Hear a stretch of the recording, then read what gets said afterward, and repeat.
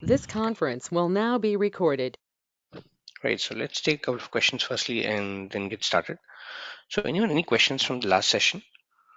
So, the last session, if you remember, we were looking at what is a Docker file, how do you write a Docker file, and then we said, if I write a Docker file, how do I build the image? And once I build the image, how do I run a container out of that particular image? So we are talking on those terms, and Docker file is the central importance of all these things, guys. This is the focus that I really want to put in. So again, uh, I built a custom image out here. So if you look at my custom image, so if I say sudo docker images, I have this particular custom image. I can also go ahead and do something called sudo docker history and take the name of this or the ID of this particular image, and it goes ahead and tells me what exactly has been done, how the image was created, and what kind of, let's say, copy activity that you have done, and all these things. So all these were done by someone else 3 weeks ago, and all these things, right? So these are all the repository, like, whatever that is done in repository. But on top of that, I am now adding one more layer here, telling that please go ahead and copy that out. And I have a Docker file with me. In if I do ls, I have something called docker contents. So I'll say cd docker contents, and I'll say ls out here. And if I say cat docker file, I have this particular docker file here from nginx latest. I'm telling please go ahead, take that particular nginx image from that particular latest, copy my html folder into that particular, let's say, sorry, into that, let's say, docker folder out here as such. So I'm just copying everything into that particular docker folder. So if I go back into my docker file again, and let's go to docker contents directly. So this was my docker file. Again, I can open this with VS Code. I can, use my VS Code in order to do that. I can do the VS Code out here, and as you see, it's as simple as this. So it's telling from Nginx latest, please go ahead, copy that particular my folder into that particular path out here as such. And after that, I went ahead, built a command, or I went ahead, ran a command called sudo docker build -t and dot. I'm giving the context for this particular docker file, not, let's say, build my entire image. And once the image is in place, I am going ahead and I am, let's say, running that image and seeing what is the content that is coming out of that particular image, and so on and so forth. So yes, anyone, any questions, guys? Anyone, any questions still here that I can take? Again, very important. Docker file is very, very important. So if anyone has any questions there, I'll be more than happy to take those and address those things out here as such. Any questions, or am I good to move forward?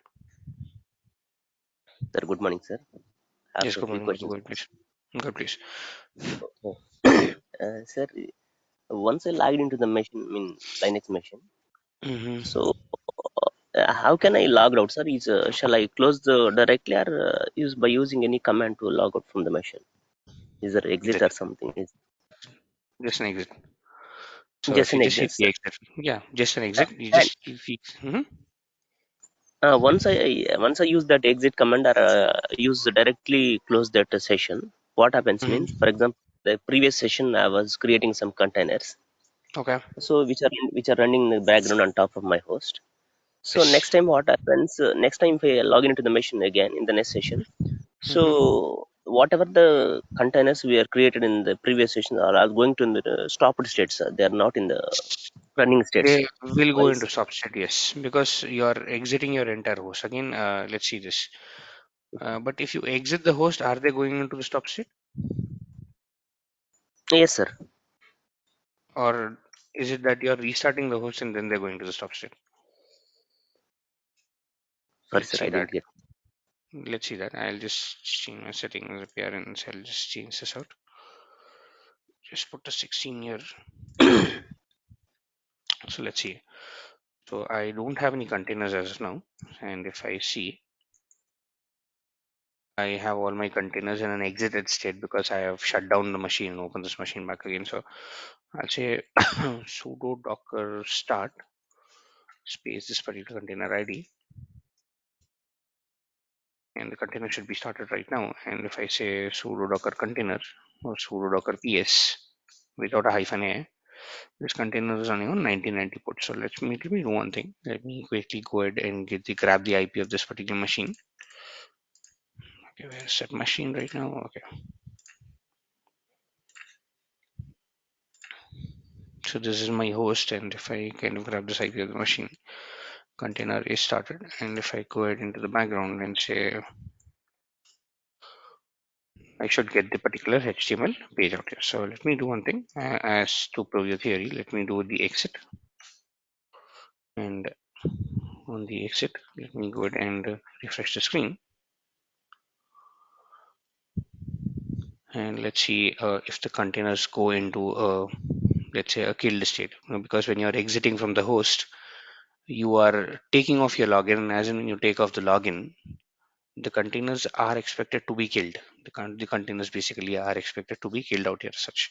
So if you look at the same thing out here again, let's see, I do a refresh. See, in my case again, exit uh, does not really kill the containers because I am not restarting the host.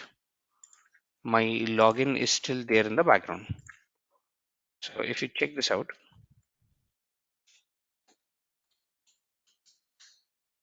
and if I look at the containers that are running in the background, if I say sudo docker container ls or sudo docker ps, I still have this container which is running in the background. It did not go into the exit state. So my point here is that the containers will only go into the exit state if you have restarted the host. If you exit the host, the containers should still stay until and unless you don't log out of the machine. If you log out of the machine, then yes, that's when your containers will die because your containers are running under someone called test user. And if the test user is no longer logged in anymore, this containers will get killed or will get crashed. But a simple exit will not kill the containers. As you see, it's still running in the background for me. So is this not the case for you? Yes, sir. Actually, I The just containers. I directly Hmm. close that session. So next Hmm. time, immediately next time, I'm just logging again. Then if I see the containers list, it's showing that Hmm. it's in exited state, Okay, so I exited close something. the. Okay, I close the session as well. Let me go back into the session once again.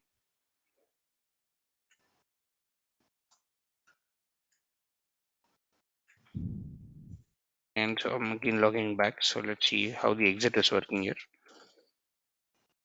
or how the close or termination of the session is working here.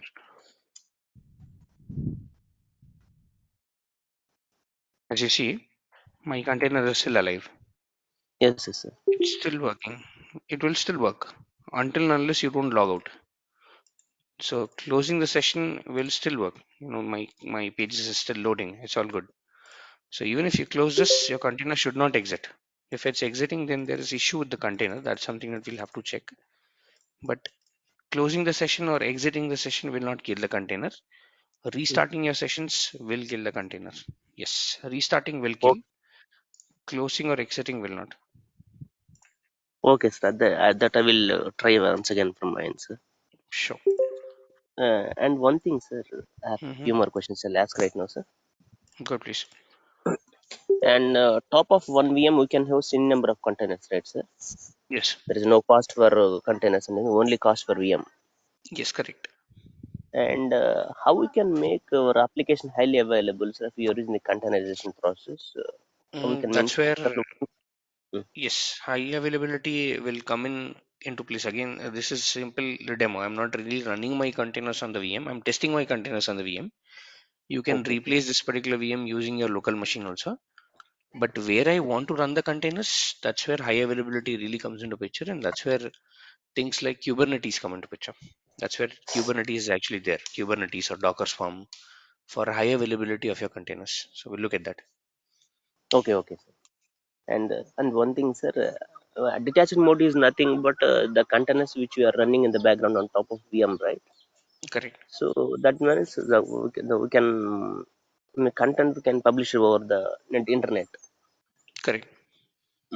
Coming to the attached mode, what exactly meaning of attached mode? So it's as you Attached said mode in is the previous nothing but question. the Mhm. container will run on top of this particular terminal. So the container will get Terminal attached to only. this terminal. You cannot go ahead and let's say run any other commands when the container is in attached mode. So what normally or what is the use case normally out here is that whenever you restart your browser, try to access your container, there are a couple of Mm-hmm. logs that I need. In those Mm-hmm. cases, I'll run the container in attached mode so that the logs can come in and I can debug it. So attached mode is for mostly for debugging. Okay, sir. Thank you. And one thing, sir, when we are allocating port number, sorry, port numbers Okay. to the different containers. For example, for Yes. the first container, I have given 8080, and for next container, 80, Mm-hmm. 1990 something. Mm-hmm. So, is there separate format for allocating these port numbers, or any number is acceptable, sir? Any number is acceptable, but since we are just doing this as a basics, right? I'm just going and giving any number out here.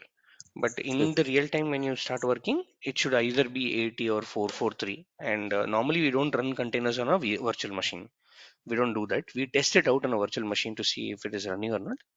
But we run it on a separate host like a Kubernetes or like an app service or something like that. Uh, okay, sir. And sir, if once we install the Docker software on top of that virtual machine, is it possible to uninstall that using these commands? Yes, of course, you can do that. Again, if you go into the Docker documentation, it'll tell you how to uninstall it also. So first thing, it'll start with uninstallation, and then it'll ask you how to reinstall it. Yes, it's possible to go ahead and uninstall all these things, sir. Okay, sir. Thank you, sir. Okay. That's all. Okay. Thank you. Anyone, any more questions, guys? Yeah, sir, Hmm. actually, developer will create the codes and they only know the all the dependencies which are Hmm. like needed for the code. Correct. So like we are going to create the image or developer will create. If we are going to Uh, create the yes. Good, please. if we are going to create the image, so we will be getting all the details from the developers and we will create it how it is. Correct. Correct. So in most of the cases, as a DevOps engineer, we are expected to create the images.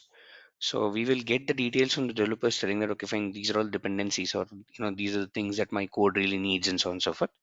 And we will try installing all those things, or we'll try, let's say, putting all those things in a Docker file, and then we go ahead and let's say help the developer to build the code out here as such. Okay, it means they will give the sequence like which is the like Correct. prerequisites or like What are all the which we will prerequisites? come. Yes. Okay, Yes. okay, sorry. Any more questions, guys? Okay, so let's do one thing now. Uh, as of now, till now, right, we are only building HTML images and we are running this out. Basic HTML. Let's say now you are working with a development team. Let's say your developer again uh, is writing a .NET core, a programming language like a .NET or Java, whatever it be. So a .NET program. So now coming down to a programming language, a pure programming language, because as you all saw, right, HTML is now being used very little, but we still need to understand how do you build a basic Docker file. Now what I need is that I have a developer. They are giving me a .NET program out here. They are giving me the code, and now my duty is to build a Docker file for it. The Docker file. So please observe this a little carefully because it's going to be a little confusing when you look at the .NET, especially if you're not from a programming background purely. So I'll try my best to go ahead and explain this out. Firstly, I need the code. So what I'll do is I don't want you all to write the code. I don't want you all to again go ahead and let's say download VS Code, Visual Studio, and all those things. I have a .NET Core sample application. I'll give this link for you. I'll send across this link to you all. You can use this. It's an ASP.NET 3.1 application. It's a .NET Core. You can use this. You can download this out and use this as a sample code. Very simple in nature. So I'll just go ahead and firstly I'll download this out. So I'll download my entire code as a zip. So I'm getting the code firstly, and once I get the code, let's look at this. I'll just cut this out and go into one of the junk folders, and I'll say new folder .NET Docker, and let's paste this out here and extract this out.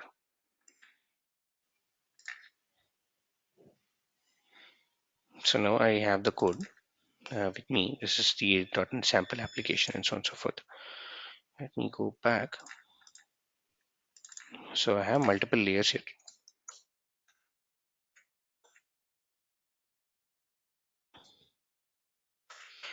I have the .NET sample application. I have my SLN file, my solution file out here. So if I open this particular solution file, again, you can open the solution file even in, let's say, VS Code should be okay. That is super fine. If you do not have, let's say, this particular, let's say, Visual Studio software, you can also open this out in VS Code. So you can say open folder, and this is the entire code that is running out of VS Code out here. So which is easier, lightweight. And again, if you see, it's a .NET Core application. It's a .NET Core uses SDK .NET 3.1. This is what it uses, and this is the primary dependency it has. And also, what I'll do is that I'll go into pages, into HTML page out here. I'll say it has something called .NET Core. I'll say this is version 1. I'll say this is a containerized version of my application.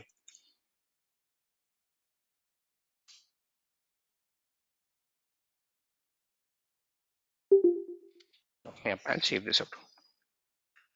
Now I have this application. It's saved. I am doing all these things out. Now, one thing I want to ask you all is that you have the raw code, right? You want to run this code within a container. Don't we need to convert this code, because this is, let's say, a very high level code out here? Even if it has to run inside a container, the code has to be built. Or in the other words, I have to convert my code into a low level language.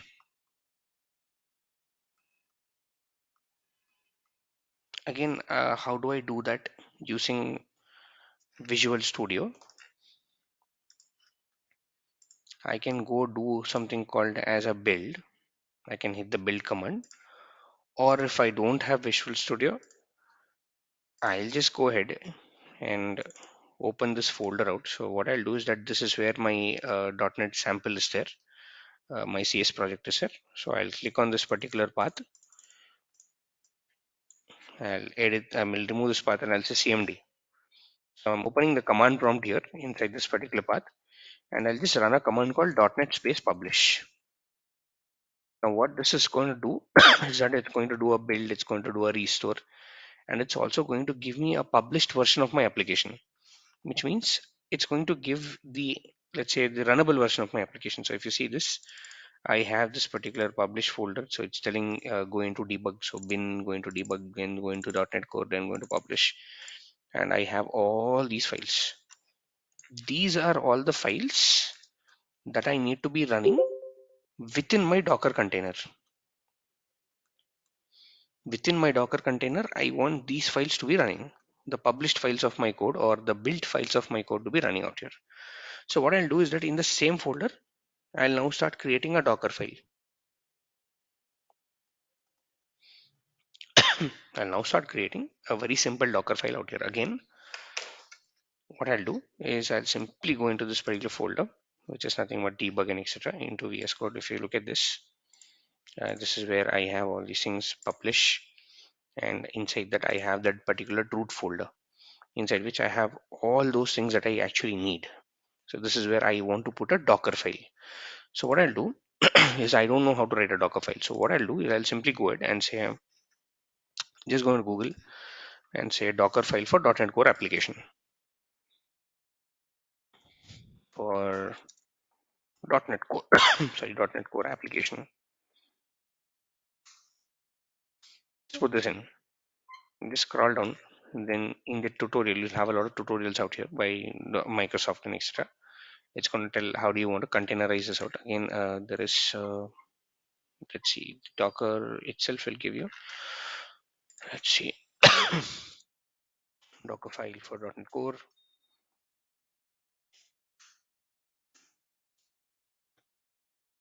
And you should have the .NET samples out here. Let me see, there should be a containerized version, step by step build. Okay.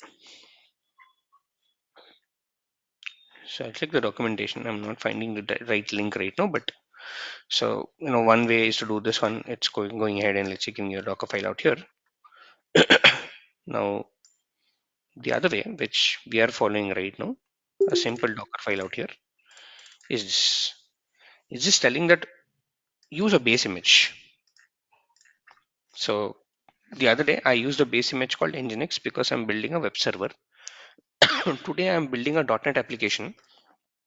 So I'm using a base image from mcr.microsoft.com. So there is a Microsoft container registry. It's telling, okay, fine, you know what, from this, go ahead, download a base image. And in my case, since I have an SDK 3.1, I'll just change this a little bit and I'll say, you know what, it's an SDK 3.1 out here. So it's an SDK 3.1 that I want to go ahead and download. And then it's telling me that please change the working directory, meaning go into this image, change the working directory into /app.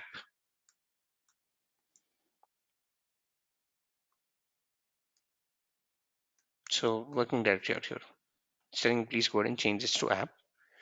And then it's telling me, please copy everything into that particular application and start a command called .NET and then whatever is your application name. So let's look at our file. So again, you don't even have to go inside this particular documentation.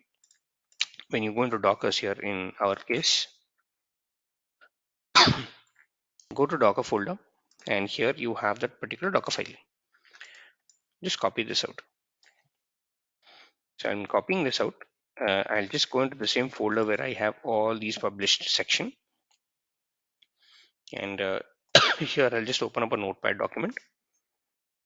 I'll just paste this out. Okay. And I'll say save as into this particular folder. So I'll just go into let's say the .NET. I'll just go into the same folder again. And I'll save this out as a Docker file. Again, in quotes, DOCKERFILE file. In quotes, Docker file out here and save this. So I'm saving this out as a Docker file without any extensions, nothing. And if you see, I now have a Docker file which is telling from the core SDK 3.1 declare something called as a working directory. After declaring working directory, meaning what I'm doing is that I am telling this is my image, and in this image there is a folder called /app, or I'm creating a folder called /app. I'm telling after I create the /app, I am copying all the contents within the same folder. So when I say dot write, it's just telling that okay, fine, in this particular folder, whatever it is there, whatever is there in the folder where the Docker file is present, copy it out into that particular app directory. So dot and dot, telling copy everything into app directory. Then I'm telling, I'm just giving an environment URL. These two are optional commands, exposing the port 80. Then I'm then I'm telling that the image that is built out of this particular, let's say, Docker file, when run into a container, the first thing you have to do is run a command called .NET and open up this particular file called docker demo app.dll. Not exactly this one, but in my case, my actual executable file is a .NET core sample app.dll. So what I'll do is I'll just copy the name. Let me copy this name and simply go into my Docker file out here. Okay, is my Docker file. See, root. Okay, simply going into my Docker file, I'll just go ahead and paste this out. Whatever that I copied, whatever is the name of my application, I'll just paste this out here.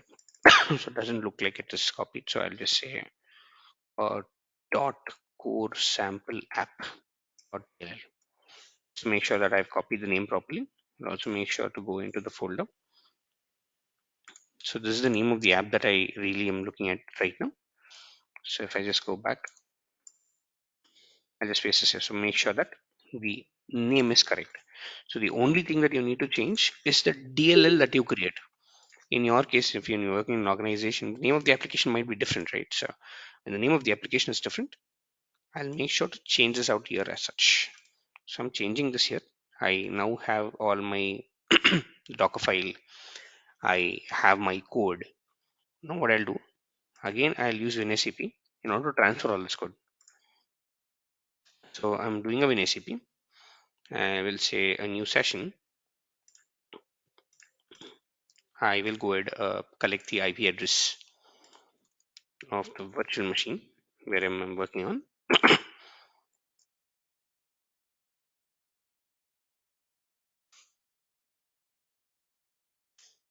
I'll just log into this particular machine out here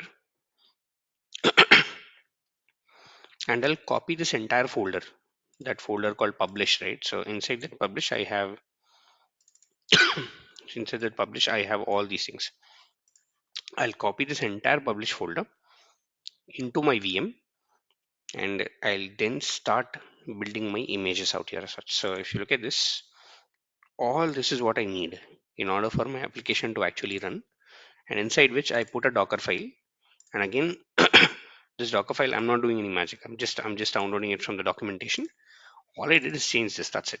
All I did is change what is my entry point. Entry point is nothing but whenever your image loads or whenever your container loads, what it needs to do. And when my container loads, it needs to go ahead and let's say hit this particular file called docker sample app.dll, and that will load the entire application. So that's just going to load, let's say, the entire application out here as such. So let me wait for a second. So I have the Docker contents out here, and let's see, where is my .NET Docker app?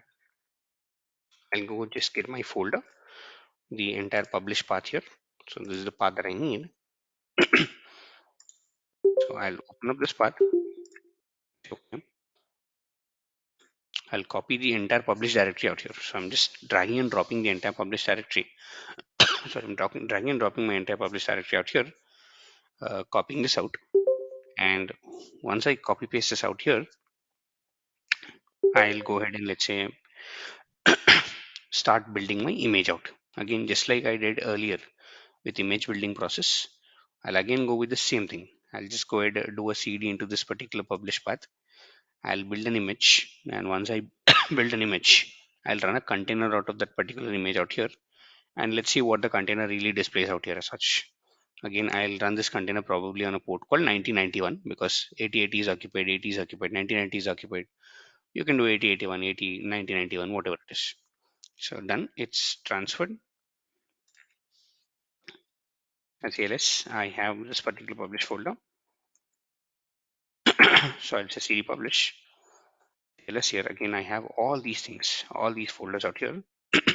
And very importantly, I have the Docker file. So what I'll now do is that inside this particular folder, I'll say sudo docker build -t, the name of the image. I'll say this is .NET image. I'll say dot, and I'll execute this out. So the very first thing, it's downloading this particular image from let's say the Docker Hub registry. It's downloading all these things out, and once it downloads it out, it goes ahead and tries to do the next steps, which is nothing but the copy of the files, creating a working directory, and exposing my Docker endpoint. So if you see this, I now have all these steps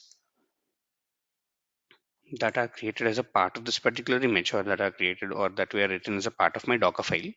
Again, I just went into let's say the Docker documentations and copied my Docker file. That's the only thing that I'm doing. I'm just going ahead, getting my let's say Docker file out here. Good with that. So it's telling okay, fine. I built all these things out. And now I see sudo Docker images. I have a .NET image. I also have that particular 3.1 SDK that got downloaded. I now have a .NET image as well. And now if I say sudo docker run hyphen name, I'll say docker container or .NET container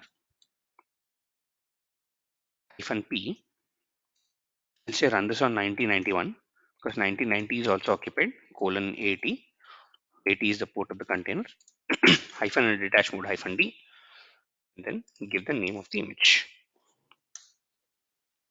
Now it's saying the container is running. Now, sorry, in order to check this out, I'll say sudo docker ps. I have a container really running, no exit, nothing. So let me go into my VM. Let me go into the networking of the VM. I'll say add an inbound rule. I'll say allow 1991. This is the port that I want to allow. So I've allowed multiple ports for multiple applications to run.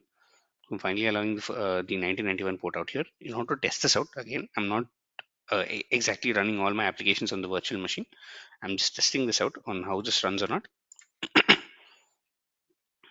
I'll copy the IP address, go into an incognito window, in 1991.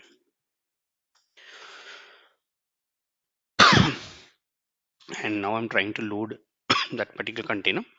And since this is the first time that I'm, let's say, going ahead and running this out, it will take like a minute in order to, let's say, load this particular container out here as such.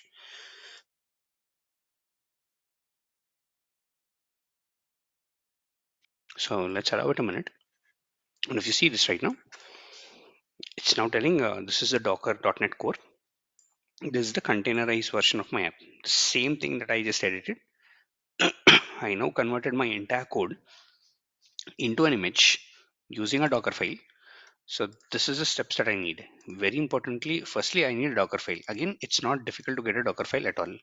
You just need to understand the basics on how it really works out. So you need a Docker file. Again, Docker file shouldn't have any extensions. It will fail if it has an extensions. From that, I'm creating a Docker image. I'm going ahead and I'm creating a Docker image out here. And from that particular image, I'm going ahead and creating a container out of it. And the container is now running on a virtual machine. The platform on which the container is now running is on a virtual machine with Docker installed on top of it. So all these operations, I'm doing it inside the VM. I'm also running the container on top of the VM out here as such. Yes, any questions still here on how did we go ahead? Again, you can use this file pretty much for anything. Instead of, let's say, if you look at the earlier Docker file, right? I just said from Nginx, please copy it into this path. That's it. But right now, in this particular Docker file, I'm declaring a couple of more things, telling that okay, fine, what is my entry point? How should my application really start? Because of HTML, right? Pretty much it goes ahead, looks at this particular index.html. Very simply, it'll go ahead and, let's say, load that particular HTML file. But for a .NET image, you will need to tell what is your DLL, and you need to tell how to start your DLL using a .NET command. So I'm telling, please go ahead, use this particular .NET command in order to load that particular image out here as such. So I'm using the SDK, the software development kit, and I'm going ahead copying all my contents, and I'm copying all my published contents. I converted my application firstly. I did a build of my application, converted all my application into a published content out here. After then, I'm exposing the port 80 and then going ahead and telling what is my entry point, and this has to change, guys. Whatever is your application DLL that you produce, this has to change. If you use the same thing, right, this particular file will not be available and your image will fail or your container will fail to start out here as such. Yes, any questions still here? Anyone, any questions still here? Abhishek, good morning. Good morning, go ahead, please. Abhishek, what is Docker structure? Sorry, what is what? Docker structure. Docker structure? Yes, Okay, where did you find that question firstly? On what is Docker structure? actually, yesterday in interview they asked me. hmm So when you say that they asked you in the interview, in which context are they asking you? Because there is no terminology called Docker structure at all. No, they said that how does Dockers can you like flow? They asked me, Okay, can you what is please the brief flow? me about Docker structures? How does Docker works? See, you're asking multiple questions out here. When you say how does Docker work, that's a different question. When you say flow, you'll have to specify what is the flow that you're actually talking about. Like, are you talking about a flow where you want to build the image and run the container? And then when you say Docker structure, that's altogether a different context that you're asking it about. So very importantly, you'll have to understand what is the question they're asking. When you say Mm-hmm. flow, there's a different thing. When you say Docker structure, then I would say, is the Docker engine on which it is running on? Because firstly, I need much more context on the question that you're asking me. The question on what is a Docker structure, firstly, there is no Docker structure out there. Firstly, there is no question called Docker structure out there. So it's very importantly to understand in which context they're asking you that particular question. Only then I'll be able to answer that one. No, directly they asked me, can you explain me about Docker structure?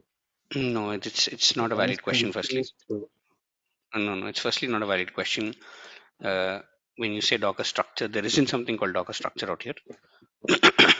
So it's very important to understand for me on which context they're really asking. Only then I'll be able to tell you that yes, this is the context they're asking you, and I'll be able to help you with the same thing out here as such.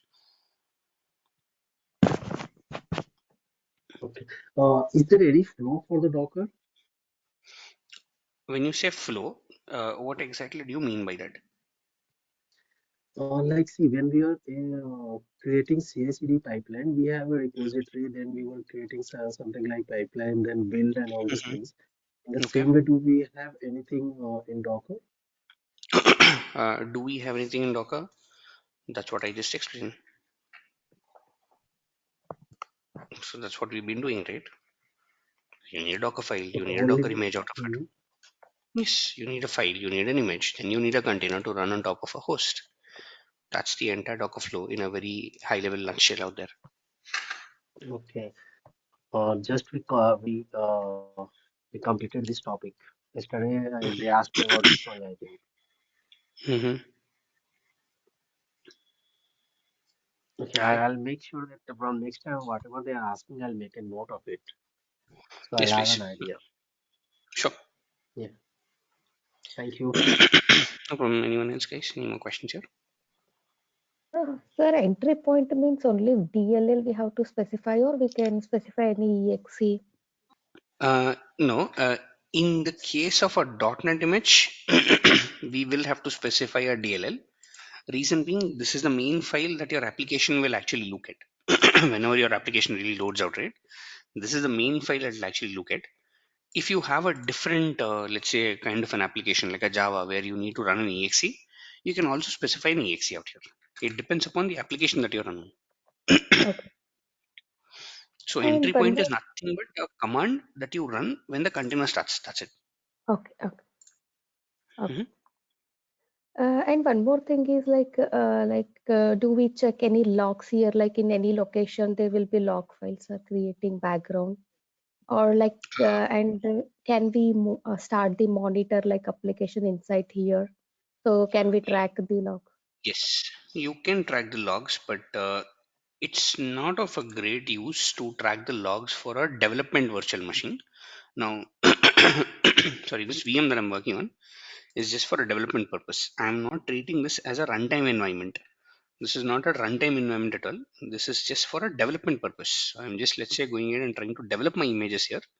So yes, but still, if you have a runtime environment, you can go ahead and use something called as log analytics workspace or an application insight. So if you go into the virtual machine, Okay. you have something called application insights here. Insights. So you can enable monitoring out here. You can take all that particular metrics. Again, if you say enable, you'll just go ahead, let's say, install some softwares on your virtual machine to enable the application insights, and you can, kind of drill all your data out here. You can run some queries, get all the data, and understand how the flow is actually going on. Yes, you can do that. But in generally, we will be doing this monitoring, or we will be not doing. As a Yeah. DevOps engineer, you're asking? Yeah. Yeah. Yes, we will be doing monitoring. Monitoring is one of the important parts of a DevOps engineer. Okay. Okay, sir. So any more questions? Yes, any more questions, guys? Isn't it necessary to get the Docker file like a cat Docker file? It's not necessary. Cat is nothing but cat is nothing but to show what is the contents inside it. So if I do a cat Docker file, just like a get content that you run on a PowerShell. So I'll just tell you what are the contents inside this one. That's it. So you don't need to do a cat everything. Cat will just list down what are the contents inside that particular Docker file out here. That's it. This is optional. Okay, sir. So we can create the custom image out of which any existed images like Nginx Mm-hmm. distributed. So here we have to Mm-hmm. use the Microsoft SDK image. Yes. Since you are we are doing a build for Microsoft, we will have to use a Microsoft custom. We will have to use a Microsoft image out here as such. Mm. So if you want to delete the container, first we have to Mhm. stop the container and then delete. Can't delete the container which is running. Good question. So if I see sudo docker container, I mean sudo docker ps. So for example, I want to delete this container and this is running. So the question here is that can I delete a running container? Directly not. So if I say sudo docker rm and put the name of the container or the ID of the container, this is what it tells you. You cannot remove a running container. Firstly, you will have to stop this out. But if you don't want to again run the command called docker stop and then remove the container, what you can do is that after sudo docker rm, you can say -f force space the name or the ID of the container. This will go ahead and stop the container out here. It will not give you the error if you put this particular flag called -f. So that's what it is telling you. You cannot remove a running container. Stop the container before attempting to remove or do a force. A force remove will go ahead and let's say firstly stop the container internally and then remove it out. So it is applied in the case of deletion of an image also. Yes, applied in the case of deletion of an image also. Yes. Okay, sir. Sir, what is the command for to build a custom image? Docker build hyphen t or Docker image build? No, Docker build -t. That would kind of suffice. So I, if you see this, I think in the commands you have given, you can like Docker I mean, even image if build. image build will help you, but you don't have to give the image build. You can just say Docker build, and it'll understand that yes, you want to build the image. So this will help you. This should be good. Okay, sir. And This is could good you enough. explain what are the tags like hyphen t? -t tags. So tags are Yeah. nothing but to, for example, let's say for some reason, and I'll also tell you what is the reason. Let's say I would say sudo Docker images.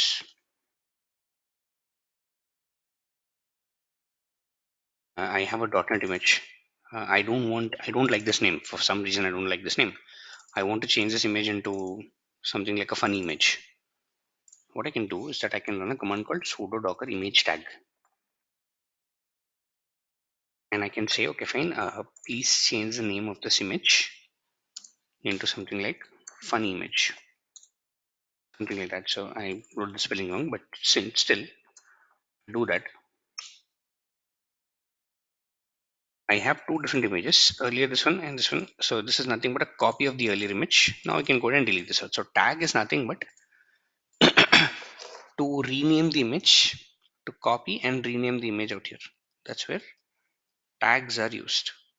And when are tags actually coming into picture is that if I want to take the image and I want to store it into a repository, that's where I'm going into, because images here are not safe. If my machine crashes, there is no way that I can get the image back again, because I'm not persisting it into a storage account or I'm not doing anything out here. It's very difficult for me to get the image back if my virtual machine gets crashed. So what I want to do is that I want to, let's say, go ahead, take this image and store it into something which is safer, which gives me a version control and so on and so forth. And that is where private Docker Hub registries comes into picture. Private registries. And one registry that we're going to look at is called ACR, Azure Container Registry, which is a resource in Azure which is used to store your images. So if you look at the Azure portal and say container registries, I have something called Azure Container Registries as a resource that I can use. So using this particular container registry as a resource, I can go ahead and start storing my images. And in order to store my images, I'll have to first tag them. I'll have to, let's say, tag them in a particular format. and then store it out. That's what we're going to see in the next session on how to tag these images, how to store these images, and what you do after you store these images, and so on and so forth. Does it answer your question? Sir, for the container port, we can use any port numbers, right? For container port, Like, normally if it's a web server container, it has to be 80 because the container has to accept the traffic at 80 rate. That's the internet port. So that's the reason I am putting container port as 80 all the time. okay, sir, thank you. Yes, any more questions, guys? This container registry means this registry is related to like in our machine like HKLM, HKCU registry. Not that registry. Registry again is nothing but a storage unit. Again, when you say registry in our machine, it it has entries of software that is there in your machine, and what or how the software kind of run, kind of needs to run, where it needs to do the auto login or what exactly it is, and so on and so forth. In the case of here, in let's say when I'm saying Azure Container Registry out here, ACR or container registries out here, it's like a repository which holds your images. It's like nothing but a repository or a hub which holds your images out here as such. Okay.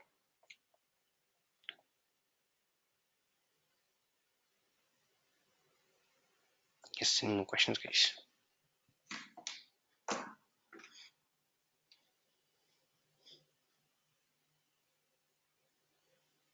Sir, Mhm. for example, if number of, for example, there are a lot of containers with the different ports are then running under my virtual machine. So if I want to publish each and everything, again I should go to the browser. I have to colon and I have to Mhm. mention that port number, right, every time, right? Yes, yes. If a number of You can. containers are in, Yes, number of. Yes, go ahead, please. oh, number of containers are increased every time we have to do like that only. Exactly. So Colon that's the port reason. number. Colon. That's the reason I'm exactly telling that we don't run containers on a VM directly. That's the Okay. reason you Mm. kind of get something like a Kubernetes or a Docker Swarm where you want to run your containers in, because the DNS is easy. You don't have to, let's say, use that particular, let's say, public IP with a colon all the time. So you can go Yes, ahead and, yes. let's say, map DNS out here as such. Thank you, sir. Got it. Yes, any more questions, guys?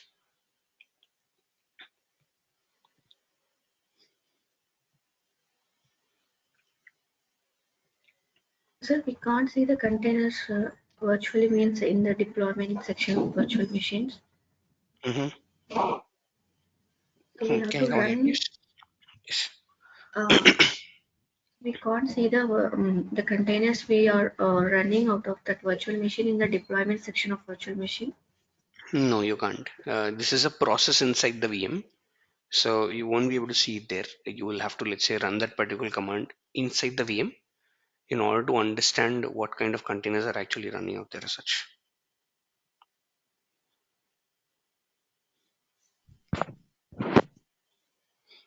Yes, any more questions, guys?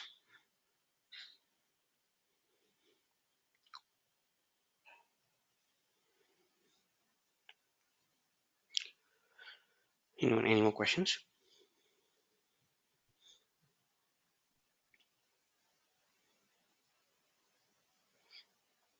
Okay, thank you and have a good day ahead, guys. In the next session, we'll see what is Azure Container Registry. How do I save the images in Container Registry, and how do I integrate Docker with an Azure DevOps CI/CD pipeline? That's going to be the idea. And once we do that, we'll move into Kubernetes. So I'm looking at around 4 to 5 sessions from now. So we have Kubernetes to cover, and after that, we'll close with Jenkins, and we'll also do a real-time project out here. And there are a couple of topics that I have to cover, like backups and recovery and all these things out. So I have 3 batches currently that I'm, let's say, teaching. So I'll club all those batches and go ahead and deliver the sessions over the weekends. That should take around 2 to 3 sessions in order to, let's say, go ahead and do that. So that's pretty much that I have for today. We'll meet in the next Sir, session. We'll discuss. Sorry, go ahead, please. Sir, again, Hmm? sir, one second. This one, last time when you were saying this YML, you told like something strategies. In that, you told only run once. You told like Yes. next, you will explain. Again, canary and then something like this is very rarely used. So you can go through the documentation of it. You have the YML documentation for it, so you can go through the documentation and pretty much get the understanding, but very rarely used out here. Run once is most, let's say, preferred strategy out here as such. Okay, run once means like It's just a it, deployment, that's it. okay, okay, yeah, You'll just go ahead and deploy it on your platform okay, in yeah, YML. okay, fine, yeah, So thank Thanks. I think we haven't covered the topic, the build validation sonar queue. The Sonar question is, Cube is, yes, Sonar Cube is one area that I missed covering out. So I'll make sure to cover Sonar Cube out here as such. So that's an area that that's an area that I have written down. For this batch, I missed it out. That I thought that I covered that already, but I kind of missed it out. That's a miss on my part. I'll go ahead and let's say cover that out too. That's an important section. Yes. sir, in the interview questions you have given, there is a question like the difference between .NET Framework and .NET Core. Hmm. Yes. So, And so how? again, .NET Framework Core. That is something that the question that I wrote. That question that I wrote was very old. Right now, framework is not being used, so that's the reason I didn't find it a need to go ahead and let's say explain about the framework. Again, if you are a development course, if you are doing a development course, then yes, I would have definitely explained what is a framework, but we don't need a framework as of this point. Okay, sir. All right, thanks guys, thank you and have a good day ahead. fine, thank you.